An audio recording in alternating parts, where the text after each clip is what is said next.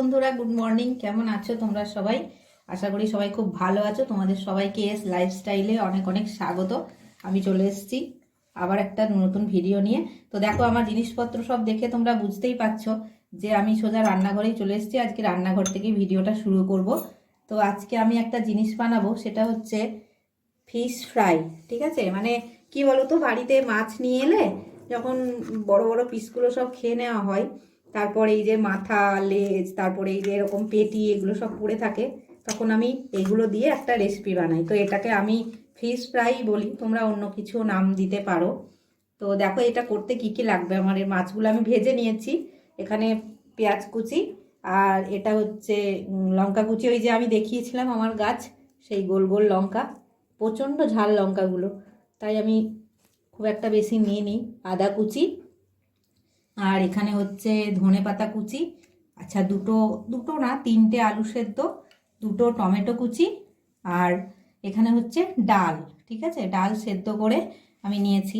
তো এটা এই ডালটা না দিয়ে যদি আগের দিনের চিকেন রান্নার ঝোল টোল কিছু একটা থাকে, তো সেটাও দেওয়া যেতে পারে, সেটা দিলেও ভালো লাগে।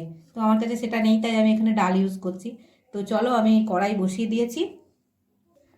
দেখো, কড়াই বসিয়ে দিয়েছি, আর এটা না সর্ষের তেলে করলে খুব সুন্দর একটা স্বাদ আসে। তো আমি এখন কড়াইয়ে তেল দিয়ে দিই। তোমরা যে যা তেল ইউজ করো সেটাই ইউজ করতে পারো, যে যেটা তেল খাও আর কি। কিন্তু এটা আমি তো বলবো সর্ষের তেলেই করতে, কারণ সর্ষের তেলে করলে স্বাদটা খুব ভালো হয় আর কি। দেখো, আমার তেল গরম হয়ে গেছে। এবার আমি এর মধ্যে একটু আদা কুচি,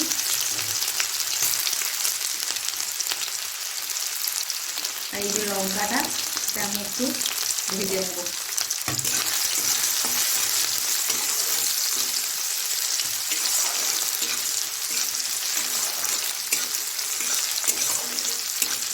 আদাটা খুব একটা বেশিক্ষণ ধরে ভাজবো না, তাহলে একটা বাজে একটা স্মেল আসতে লাগে। আদার কাঁচা কাঁচা স্মেলটা চলে গেলেই আমি এর মধ্যে পেঁয়াজটা অ্যাড করে দেবো। পেঁয়াজ কুচিটা একটু বেশি পরিমাণে দিতে হবে।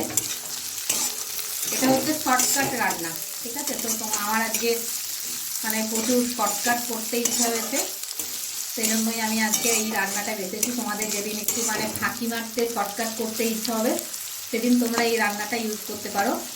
আর অবশ্য করে একবার তোমরা করে দেখো, দেখবে খুবই ভালো লাগে খেতে। অন্য সময়ও ভালো লাগে, কিন্তু এটা মেনলি শীতকালে বেশি ভালো লাগে। ধনে পাতাটা দেওয়া হয়, টমেটোটা থাকে বেশি করে দেওয়া হয়, সেটার জন্য। তো তোমরা ভিডিওটা দেখতে দেখতে অবশ্য করে একটা লাইক করে দাও, পরে আবার তোমরা ভুলে যাবে। এখন তো যা সব সিস্টেম এসছে, তো লাইকটা এখন মেন। অবশ্য করে তোমরা স্কিপ না করে ভিডিওটা দেখো আর লাইক করে দাও। ভিডিওটা কেমন লাগলো অবশ্য করে একটা কমেন্ট করো, কারণ তোমাদের প্রত্যেকটা কমেন্ট আমাদেরকে প্রচণ্ড করে মোটিভেট করে। তো কমেন্ট করতে কেউ ভুলো না, অবশ্য করে কমেন্ট করো কেমন লাগলো। আর বাড়িতে একবার ট্রাই করো, খুব সুন্দর লাগে সত্যি রেসিপিটা। একবার ট্রাই করে দেখো যে কেমন লাগলো।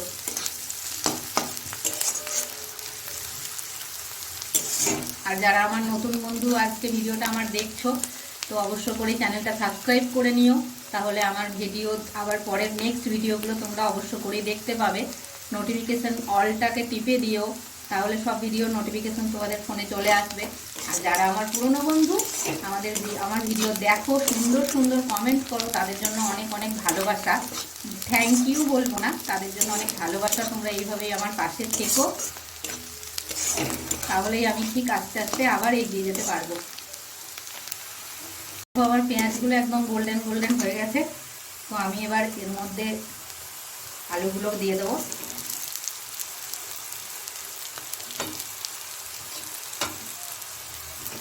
আলুগুলো আমি হাতে করে একটু ভেঙে ভেঙে দেব।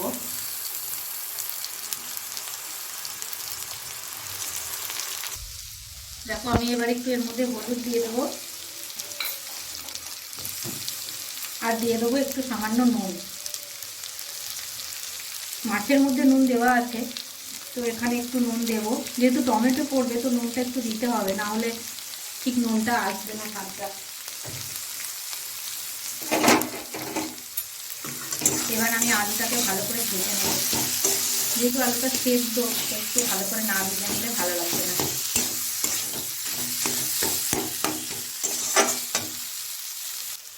দেখো আমার আলুটা ভাজা হয়ে গেছে, এবার মাছগুলো দিয়ে দেবো। মাছগুলোকে একটু ভেঙে দেবো।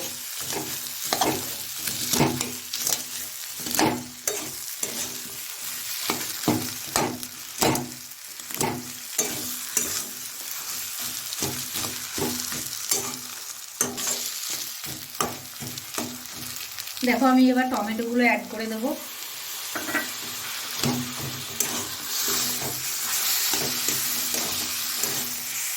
এটাকে আলুর ভর্তা, ফিশ ভর্তা বলা যেতেই পারে, কিন্তু আমরা ছোটবেলা থেকে এটা আগে মা করতো, তারপরে দাদাকে করতে দেখেছি। আমরা তো ফিশ ফ্রাই এটাকে বলি। তোমরা যা খুশি ভাবতে পারো, বলতে পারো, নাম দিতে পারো, কিন্তু রান্নাটা যেন অবশ্য করে একবার করে দেখো। রেসিপিটা খুবই সুন্দর, শীতকালে তো ভীষণ ভালো লাগে, আমি তো বললাম। ভালো করে আমার কষা হয়ে গেছে, টমেটোগুলো সব গলে গেছে। এবার আমি এর মধ্যে ডালটা ইউজ করবো।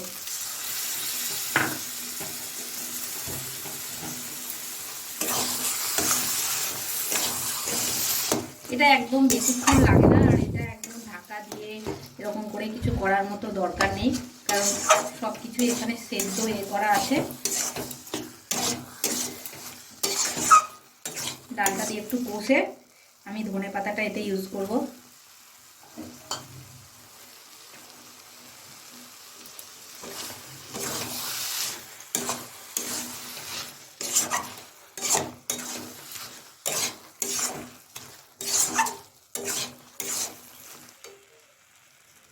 দেখো আমার পুরো কমপ্লিট রান্নাটা।